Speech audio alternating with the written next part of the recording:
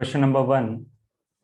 A block of mass 2 kg is placed on a long frictionless horizontal table and is being pulled by a constant force F. Block का मास 2 kg है और ये long horizontal frictionless table पे रखा है। देखो ऐसा कुछ दिखेगा।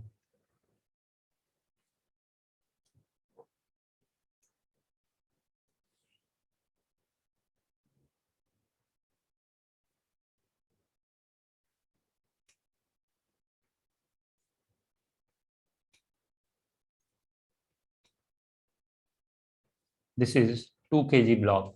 तो देखो mg नीचे लगेगा, नॉर्मल ऊपर लगेगा, ये तो बैलेंस्ड होगा, तो ये कॉमन सेंस की बात है। तो मैं डायरेक्टली यहाँ पे लिख देता हूँ F। फ्री बॉडी डायग्राम में नहीं ड्रॉ कर रहा। तो इस पे फोर्स कितना लगेगा? Force will be equal to mass into acceleration. Correct. अब देखो आगे क्या लिख रहा है। It is found that the body moves 10 metre in first 2 seconds. जो बॉडी है ये कितने डिस्टेंस मूव करता है? 10 मीटर। कितने देर में? पहले 2 सेकंड में ये 10 मीटर मूव करता है। तो हमें फोर्स F बताना है। तो देखो पहले 2 सेकंड में मतलब इनिशियल वेलोसिटी क्या होगी? 0। डिस्प्लेसमेंट क्या होगा? 10 मीटर। टाइम कितना है? 2 सेकंड। करेक्ट। और एक्सेलरेशन क्या है ये मुझे पता करना है। तो क्या इक्वेशन यूज करूंगा मैं? S is equal to ut plus half a t square. Correct. Displacement क्या है? 10। Initial velocity is 0। This is half. What is acceleration? a। What is t square? 2 का स्क्वायर। तो 2a इज इक्वल टू 10। तो acceleration कितना आ जाएगा? 5 metre पर second square. Therefore force is equal to mass into acceleration. Mass कितना है? 2 kg। Acceleration कितना है? 5। So this is 10 newton. Okay. Next question number 2. A car is moving at 40 kilometers per hour and is to be stopped by applying brakes in the next 4 meter. तो car की speed दे रखी है कितनी? 40 kilometre per our. इसे रोकना है कितने distance पे? 4 मीटर में। तो क्वेश्चन में दिया है कि द कार वेज 2000 किलोग्राम।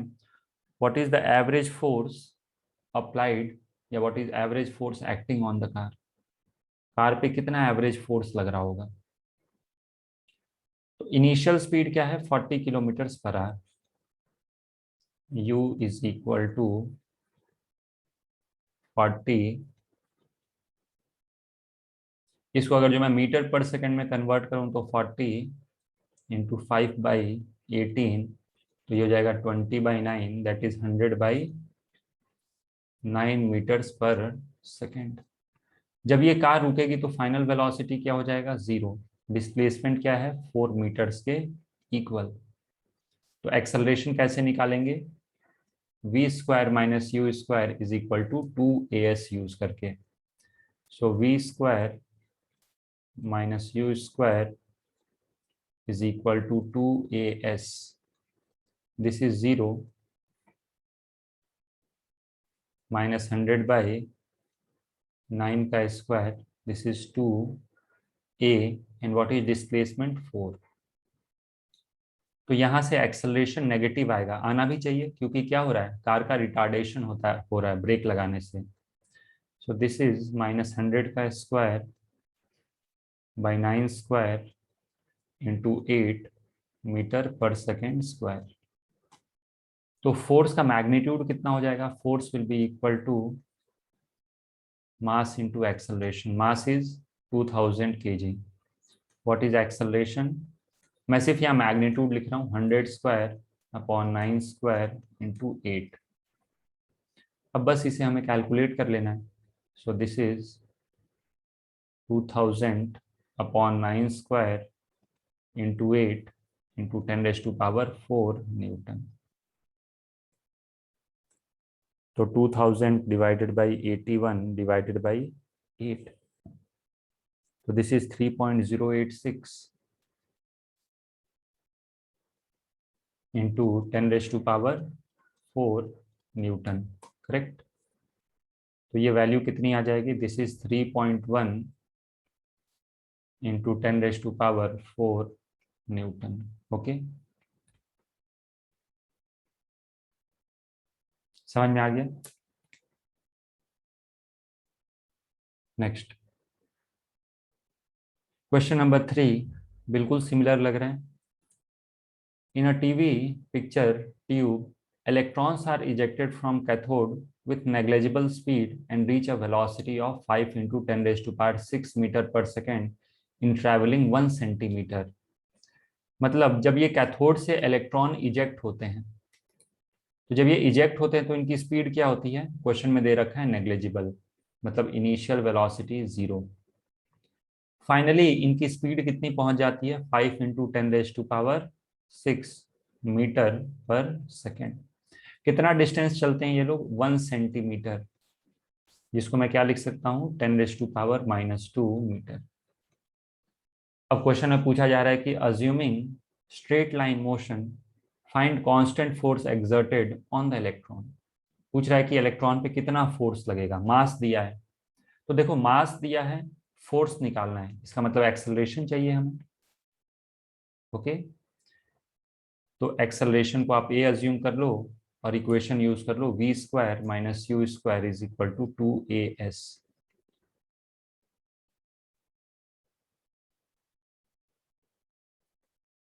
तो 5 इंटू 10⁻⁶ का square -0² = 2a into 10⁻² metre. Correct. तो यहाँ से एक्सेलरेशन आ जाएगा, तो दिस इज 25, 10⁻⁶ का होल स्क्वायर करोगे तो ये हो जाएगा 10⁻12। This is 2a into 10⁻²। तो a कितना आ जाएगा, 25/2। पावर जब ये 10⁻² लेफ्ट साइड में आएगा तो ये हो जाएगा 10⁻14 मीटर पर सेकेंड स्क्वायर। करेक्ट। अब मुझे निकालना है फोर्स, तो force is equal to mass into acceleration. Mass 9.1 into 10⁻31 दिया है, so this is 9.1 into 10⁻31 into 25/2 into 10⁻14 newton. Correct. तो पावर में डील करोगे तो पावर आ गया 10⁻⁻17, और बाकी कैलकुलेट कर लो, 9.1 इंटू 25/2, तो this is 113.75।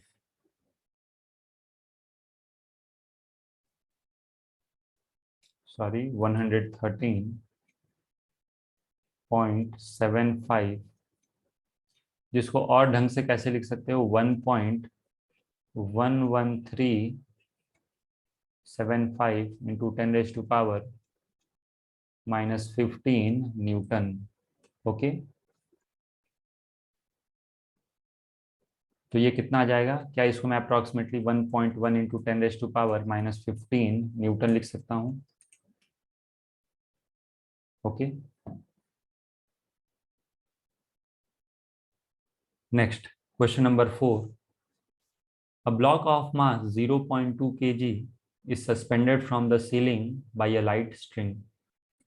A second block of mass 0.3 kg is suspended from the first block through another string.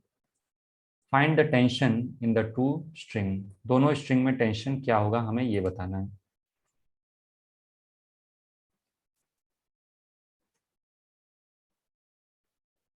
देखो पहला ब्लॉक है जिसे हमने किससे कनेक्ट किया, डायरेक्टली सीलिंग से, with the help of a string. Let us से कि दिस इज 0.2 kg। ये है दूसरा ब्लॉक, इसका मास कितना है, 0.3 kg। यहाँ पे मान लो कि इस स्ट्रिंग में टेंशन है T1, ओके, और इस स्ट्रिंग में टेंशन कितना है, T2 के इक्वल। अब अपने को क्या करना है, T1 और T2 फाइंड करना है। तो ऐसा करो, सबसे पहले 0.3 kg का फ्री बॉडी डायग्राम बनाओ। This is 0.3 kg। तो नीचे क्या लगेगा, mg। m की वैल्यू है कितनी, 0.3, और g की वैल्यू क्वेश्चन में दिया है 10 लेना है। ऊपर लगाओ एक टेंशन T1। ओके, अब आ जाओ 0.2 kg पे। 0.2 kg, 0.2 kg पे सबसे पहले हम लोग क्या करेंगे, नीचे लगाएंगे mg। mg कितना होगा, 2 न्यूटन के इक्वल, करेक्ट। नीचे की तरफ क्या लगेगा, एक टेंशन T1। ये देखो, ये जो रोप है ना, ये वाला स्ट्रिंग, सॉरी, ये जो आप स्ट्रिंग देख रहे हो, ये 3 kg को क्या करेगा, ऊपर खींचेगा, और 2 kg को नीचे खींचेगा। समझ में आ गया। तो इसीलिए T1 नीचे, और क्या लग जाएगा, T2 ऊपर। तो this is complete free body diagram of 0.3 kg block and 0.2 kg block. क्या मैं बोल सकता हूं कि यहाँ पे टेंशन किसको बैलेंस कर लेगा, mg को। तो therefore T1 is equal to 3 newton. Okay, यहाँ पे T2 किसको बैलेंस करेगा, T1 और mg को। तो T2 is equal to T1 plus mg। Basically net force zero करना है हमें। ओके, तो T1 is 3 newton and mg is 2 newton. So this is 5 newton. तो एक स्ट्रिंग में टेंशन होगा 3 न्यूटन, और ऊपर वाले में कितना होगा, 5 न्यूटन के इक्वल। Okay, question number 5।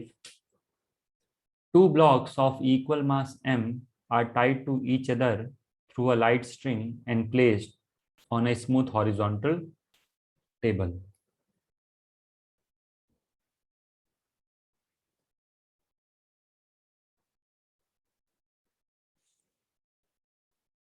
दो ब्लॉक्स हैं और दोनों का मासेस क्या है, दोनों का मास सेम है।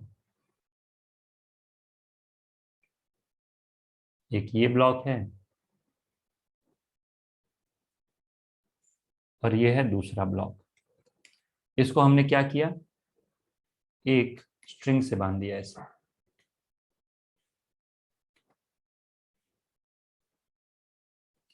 इसका मास m बोल दिया और इसका मास भी बोल दिया m। अब क्या बोल रहा है, one of the blocks is pulled along the line joining them with a constant force. मतलब इस पे हमने एक फोर्स लगा दिया, कैसे, इस तरीके से। तो हमें क्या करना है, find tension in the string. मतलब मुझे यहाँ पे टेंशन कितना होगा इस स्ट्रिंग में, ये बताना। तो देखो, बाय सिंपल स्ट्रिंग कंस्ट्रेंट, हमने बहुत डिफिकल्ट डिफिकल्ट स्ट्रिंग कंस्ट्रेंट में डील किया है। तो this is a very simple string constraint. क्या दोनों का एक्सेलरेशन सेम होना चाहिए, यस। अब क्या करो, दोनों ब्लॉक का फ्री बॉडी डायग्राम ड्रॉ करो। इस ब्लॉक पे क्या mg और नॉर्मल बैलेंस्ड होंगे, यस। आगे क्या लगेगा, टेंशन T। आप चाहो तो एक mg ऐसे दिखा दो, नॉर्मल दिखा दो ऊपर, ये दोनों फोर्सेस होंगे बैलेंस्ड, इसीलिए दिखाने का कोई मतलब नहीं है। दूसरा ब्लॉक है हमारा यहाँ पे। इस पे क्या होगा, आगे लगेगा फोर्स F, पीछे लगेगा टेंशन T, नीचे लगेगा mg, और ऊपर लगेगा नॉर्मल। अब क्या करो, F is equal to M में अप्लाई कर दो। इस पे टोटल फोर्स कितना लगा, T। This is equal to mass into acceleration, this is first equation. इस पे बताओ नेट फोर्स कितना लगा, आगे की तरफ F और पीछे की तरफ T। This is mass into acceleration. इन दोनों इक्वेशन को सॉल्व करके टेंशन निकाल लो।